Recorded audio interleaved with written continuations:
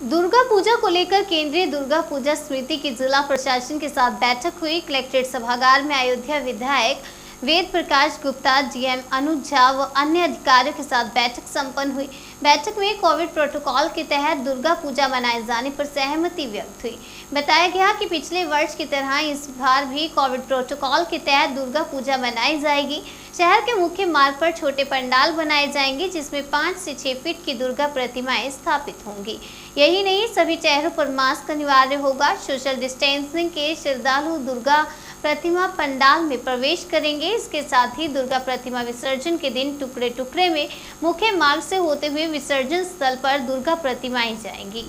DM अनुज व केंद्रीय दुर्गा पूजा समिति के अध्यक्ष मनोज जायसवाल ने बताया कि विसर्जन के दिन कम भीड़ के साथ दुर्गा प्रतिमाओं का विसर्जन किया जाएगा। हालांकि एक समिति के साथ 30 से 35 लोगों के रहने की मांग रखी गई। देखिए, अब सभी जो हमारे दुर्गा पूजा समिति के पदाधिकारीगण हैं, देहात के क्षेत्रों से भी और नगर क्षेत्र के भी, वो सब लोग आज आए थे और माननीय विधायक जी भी थे।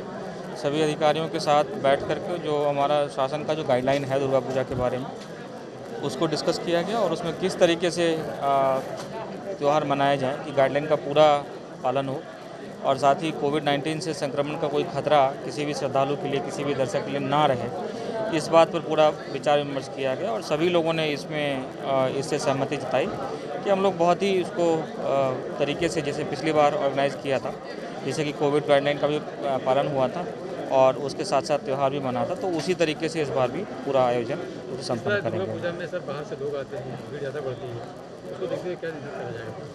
देखिए, पिछली बार भी ये किया गया था। सार्वजनिक स्थलों की जो पूजा थी, खास करके जो रोड की जो पूजा थी, उसको शिफ्ट करा करके खाली जो पार्क या इस तरह के सार्वजनिक स्थल थे वहाँ पे शिफ्ट कराया गया था ताकि भीड़ भाड़ ना हो।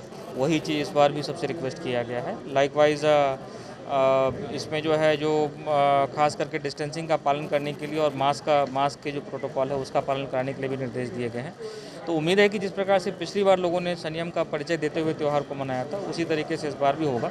जो हमारी विसर्जन पहले एक जाई होती थी पूरे ज़िले की, तो उसमें बहुत बड़ी संख्या इकट्ठा हो जाती थी, तो वो पिछली बार ही ये कर लिया गया था कि समितिवार विसर्जन किया गया था, सीमित संख्या में लोग गए थे। उसी तरीके से इस बार भी कराया जाएगा ताकि जो है इसमें कोई ज़्यादा बड़ी भीड़ भाड़ इकट्ठा ना हो।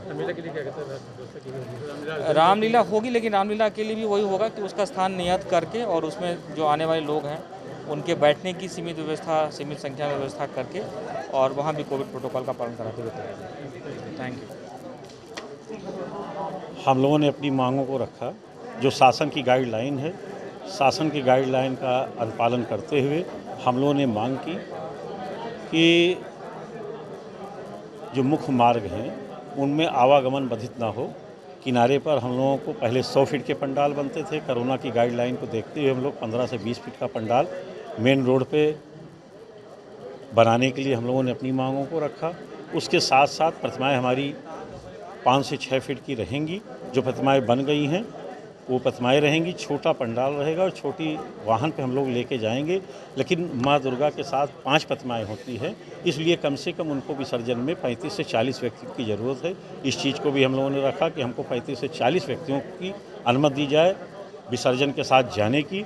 उसके साथ साथ कोरोना का गाइडलाइन है कि हम अपने पंडाल में और विसर्जन के समय जाते समय साउंड लगाकर और इस बात का प्रचार करते जाएं कि कोरोना के गाइड नियमों को हम लोग जनता को बताते जाएं और माँ का जयकारा लगाते हुए जाएं।